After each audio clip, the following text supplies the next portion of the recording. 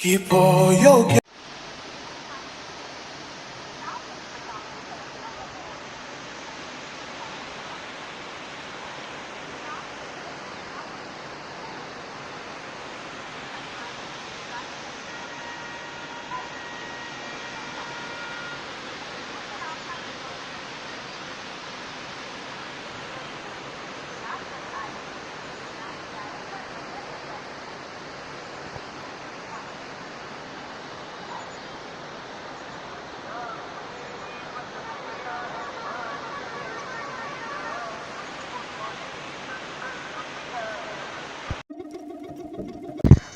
আমি রাজধানী এক্সপ্রেস ট্রেনেতে চেপে চলে আসলাম দিল্লি।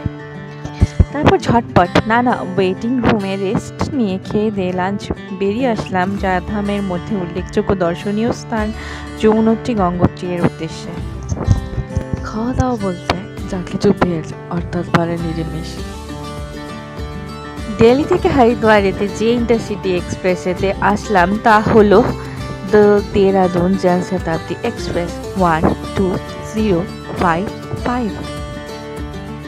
উল্লিখিত ওই দিন হরিদ্বারকে যেন আরো মারাত্মকভাবে ভীষণ সুন্দর লাগছিল।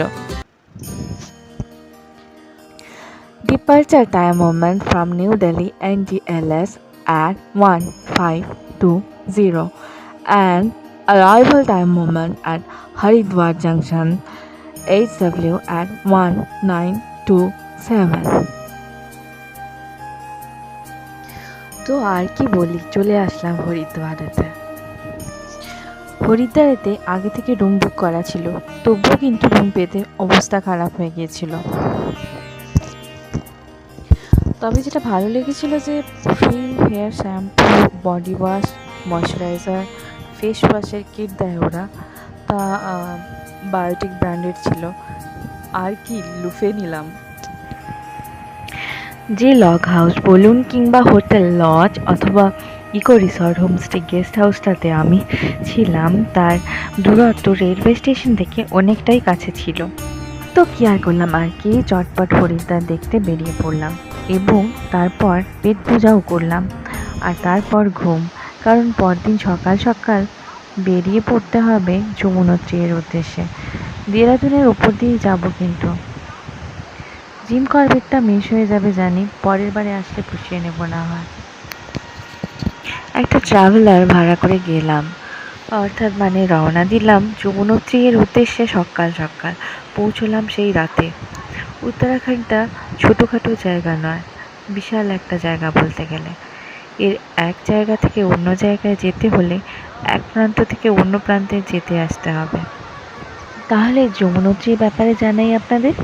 উত্তরাখণ্ডের গাড়ওয়াল হিমালয়ের মধ্যে যমুনোত্রী হলো একটি টেম্পল বা অর্থাৎ মন্দির এবং উত্তরাখণ্ডের 4 ধামের মধ্যে প্রথম এবং একটি ধাম, এছাড়া তীর্থস্থান। পবিত্র যমুনা নদীর উৎসস্থল হলো যমুনোত্রী। এটি উচ্চতায় 3293 মিটার বা 10804 ফিট। জানকী চট্টি, যেখানে আমি যমুনোত্রী যাওয়ার জন্য আশ্রয় নিয়েছিলাম, ওখান থেকে 6 কিমি মাউন্টেন ট্রেকিং করে তারপর গিয়েছিলাম বা পৌঁছেছিলাম যমুনোত্রী।